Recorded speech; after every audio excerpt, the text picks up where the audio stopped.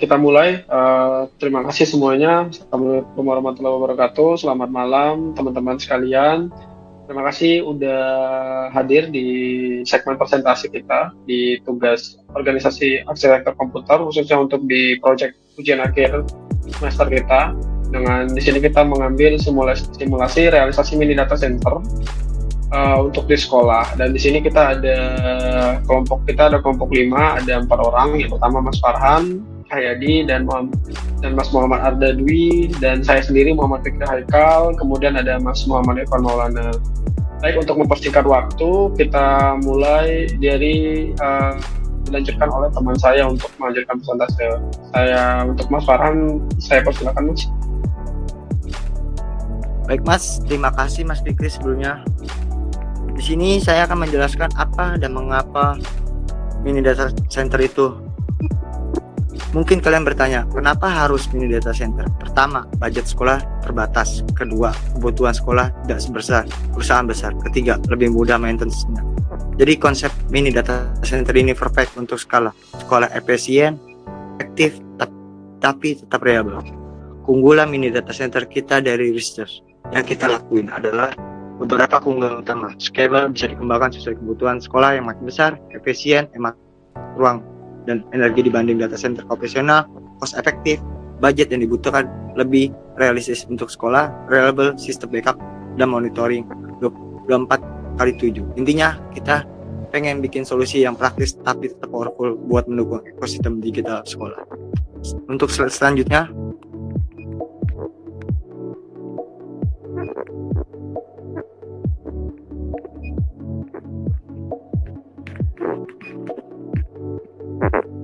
Mas Fikri.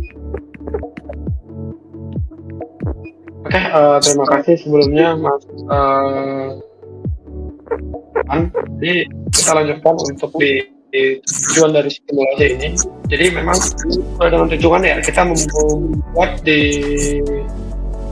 rancangan mini data center sendiri untuk bentuk simulasi nyata. Mungkin izin Mas Farhan boleh di-mute dulu suaranya. Ada dua ya. Yang pertama menunjukkan gimana sih perangkat mini data center itu sendiri, apa aja arsitekturnya, mulai dari PC siswa, guru, dan admin. Nah, di sini kita menggunakan aplikasi simulator ya, di Cisco Packet Tracer. Itu aplikasi dari merek Cisco sendiri. Dan di sini kita menggunakan secara sederhana dari semua perangkat terhubung melalui satu switch. Dan di sini ada server utama sebagai pusat layanan. Di sini sebagai contoh ya kita menggunakan web server. Di sini nanti contohnya kita bakal bisa digunakan oleh LMS, ujian, dan lain-lain gitu. Di sini ada NAS untuk storage terpisah sendiri secara terpusat untuk menyimpan file, nilai, data, dan sesuatu dan lain-lain. Untuk spesifikasinya kita menggunakan PC server yang dari simulator. Mungkin nanti spesifikasinya bisa dijelaskan lebih rinci ya di penjelasannya. Di sini ada switch 2960 dan ada 3 PC siswa, PC guru, dan PC admin. Ada satu server tadi sebagai pusat layanan, sebagai spesifikasinya sesuai dengan tugas kami sebelumnya. Ada menggunakan Xeon, menggunakan SSD. Mengapa kami memilih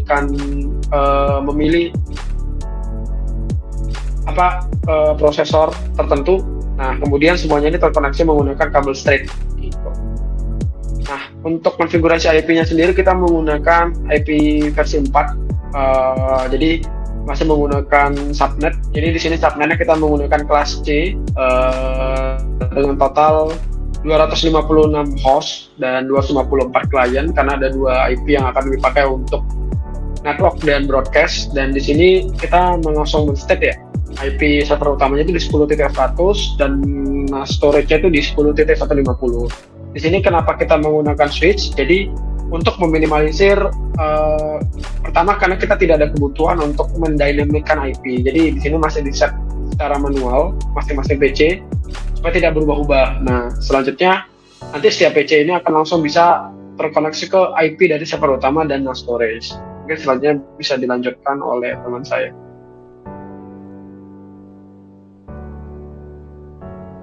Oke, terima kasih Mas sebelumnya. Untuk konfigurasi server utama ini sebenarnya berfungsi sebagai pusat layanan digital di mini data center yang kami simulasikan ini. Dan servis yang kami gunakan di sini, kami menggunakan perangkat server PT dengan alamat IP 192.168.10.100 dan subnet mask yang sudah disebutkan sebelumnya oleh Mas Fikri tadi. Dan di sini kami juga mengset tanpa default gateway karena untuk kebutuhannya di sini kami jaringannya hanya bersifat lokal. Kemudian untuk layanan utama kami juga mengaktifkan HTTP yang mana HTTP ini nantinya akan berfungsi sebagai simulasi layanan web yang ada. Nanti contohnya seperti learning management system atau sistem ujian online.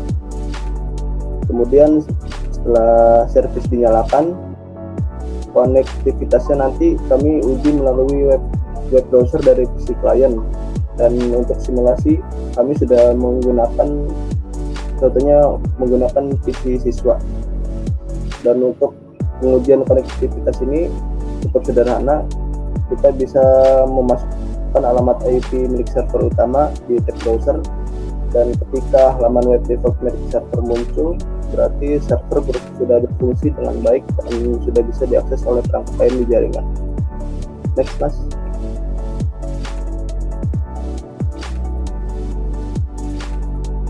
Oke, untuk mengenai konfigurasi NAS storage, di sini IP address yang kami gunakan adalah IP 192.168.10.150 dengan subnet mask yang sama dan tetap tanpa default gateway.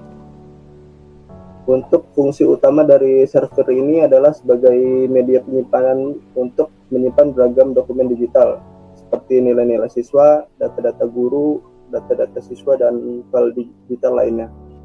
Dan dari itu layanan FTP ini kami aktifkan di dalam menu service. Kemudian kami juga menambahkan akun pengguna FTP. Di sini kami simulasikan dengan menambahkan username admin dan password 123 agar nantinya bisa digunakan untuk mengakses file. Dan untuk pengujian koneksi, kami sudah melakukan ping antar perangkat dan memastikan FTP ini sudah aktif. Dan walaupun di sini Cisco Packet Tracker ini tidak mendukung browsing file FTP secara penuh ya, tapi status aktif dari service dan hasil ping ini sudah cukup menunjukkan bahwa NAS ini sudah bisa berfungsi berjalan dalam jaringan dengan baik. Untuk penjelasan selanjutnya akan dijelaskan oleh Mas Arda.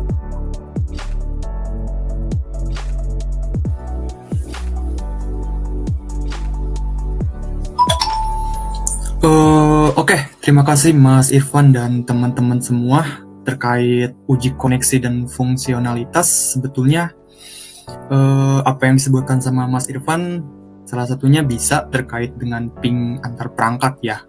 Gak hanya perangkat, mungkin bisa ping dari IP dari FTP-nya itu sendiri atau NAS sebetulnya. Itu hal yang cukup sederhana pastinya, atau first step untuk menguji koneksi dari mini data center kita sebetulnya. Dan pastinya untuk PC itu sendiri bisa dapat akses untuk ke server yang kita tuju melalui HTTP sebagai protokol untuk akses buah server, dan dimana penggunaannya nanti kan menggunakan web browser ya. Dan FTP sendiri atau NAS ini ya servisnya harus aktif sebagai storage untuk menyimpan data-data yang dibutuhkan, atau bahkan mungkin bisa konfigurasi juga disimpan di sana. Dan pengecekan terkait uji koneksi dan fungsionalitas dari data center sendiri itu bisa dicek juga dari jalur koneksi via switch, dan mungkin itu bisa disimulasikan di Cisco Packet Tracer sebetulnya. Next. Nah, potensi terkait pengembangan dari simulasi realisasi dari data center sendiri adalah integrasi dari router untuk akses internet sebetulnya, dan juga penambahan firewall dan VLAN untuk keamanan jika penggunaan dari data center atau sistem yang dipakai nantinya akan lebih kompleks lagi dan lebih kompleks lagi. Dan betul, virtualisasi server pastinya akan menjadi efisiensi dan untuk memudahkan manajemen pastinya terkait beberapa virtualisasi server nantinya. Dan terkait backup data pasti akan terintegrasi dengan cloud jika tidak memungkinkan untuk semua disimpan dalam satu data physical sebetulnya. Mungkin itu salah satu dari banyaknya potensi pengembangan dari realisasi simulasi data center. Mungkin boleh lanjut Mas Fikri. Terima kasih ya teman-teman yang udah membantu menjelaskan tadi sedikit simulasi, dan mungkin saya akan membuat simpulan sedikit ya. Jadi secara tugas di UTS yang sebelumnya kami submit ya tentang simulasi data center, di sini benar-benar kita jabarin ya, mulai dari sisi penggunaan, dari sisi arsitektur dari data centernya itu sendiri, kemudian gimana simulasi dari setiap PC terhubung ke server menggunakan switch di sini ya. Jadi memberikan IP masing-masing, kemudian dia bisa terhubung, dan di sini menggunakan dua server utama, ada server utama dan NAS storage ya. Nah, seperti tadi yang udah disampaikan oleh Mas Arda, untuk konektivitas karena kita pakai switch, jadi dia tidak menggunakan dynamic, jadi kita langsung set static. Kemudian yang udah dijelaskan Mas Irfan, kita ada NAS storage juga, ada server utama.